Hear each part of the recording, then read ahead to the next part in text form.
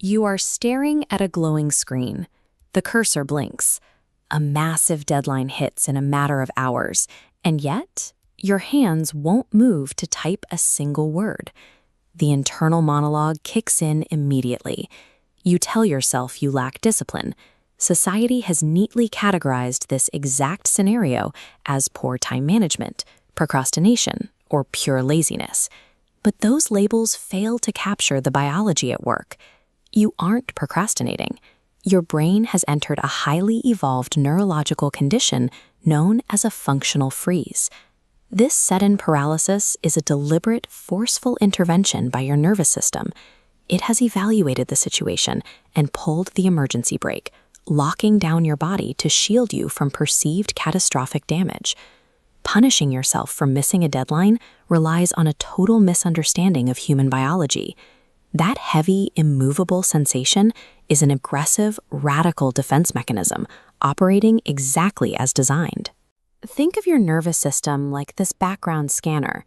Without conscious input, it sweeps across your environment 24/7, calculating immediate physical danger. Now, flood that primitive scanner with the realities of a modern Tuesday, a cascading inbox of unread emails, a sudden bank balance drop, a vague message from your boss asking for a quick chat. Your brain processes these inputs in real time. It doesn't view them as separate, manageable administrative tasks. It aggregates every ping, bill, and deadline into one massive cumulative threat level. Here, we hit the glitch in our ancient hardware.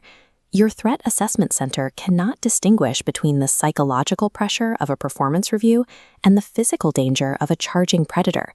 So when modern administrative tasks pile up and trigger those ancient survival calculations, the body obediently prepares to sustain literal physical trauma. To understand how this biological escalation works, we rely on polyvagal theory. This diagram maps our three-tiered biological response to danger, stepping down from calm to total crisis. Zooming into the middle tier, you see erratic high-frequency waves. This is the sympathetic nervous system kicking in. It is the high-energy mobilization phase universally recognized as fight or flight. But watch what happens when the cumulative threat crosses this solid system threshold line. The brain calculates that the danger is too massive to fight and too fast to outrun. The mobilization phase mathematically fails. The waves flatline. Fighting back is impossible. Running away won't work. Faced with an unsurvivable scenario, your nervous system demands a drastic, last resort alternative to keep you alive. That alternative is the dorsal vagal complex. It operates as an emergency brake that slams down on your nervous system, instantly halting all kinetic energy. When this biological brake is pulled, the physiological symptoms hit hard. Your heart rate drops dramatically, and your breathing becomes shallow. You experience a sensation of profound emotional numbness or total disassociation from your surroundings. This shutdown sequence dates back millions of years. In the wild, feigning death makes you a less appealing target. By dropping completely still, your body conserves vital energy to endure an inescapable attack. Map that primitive survival tactic directly to your office chair. When the inbox overwhelms the system, your brain defaults to that exact ancient defense. It forces you to stare blankly at the screen, effectively playing dead. An absolute inability to work does not equal an empty tank of willpower. Your body is successfully executing its most extreme energy-saving survival program. This brings us to a biological trap.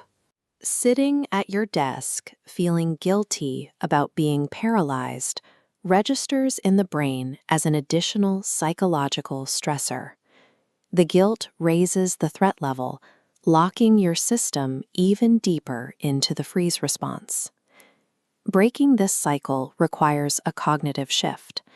Treat this frozen state strictly as a biological diagnostic indicator of systemic overload. It is simply a biological check engine light.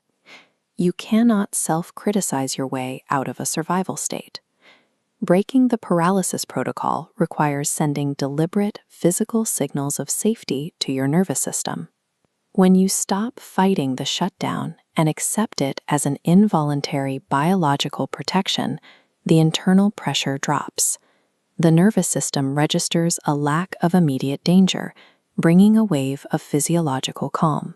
So, as we close out the truth audit on this psychological state, the realization is clear. The next time you find yourself unable to move under the weight of an overwhelming deadline, remember what your biology is actually doing. You are not lazy. You are surviving.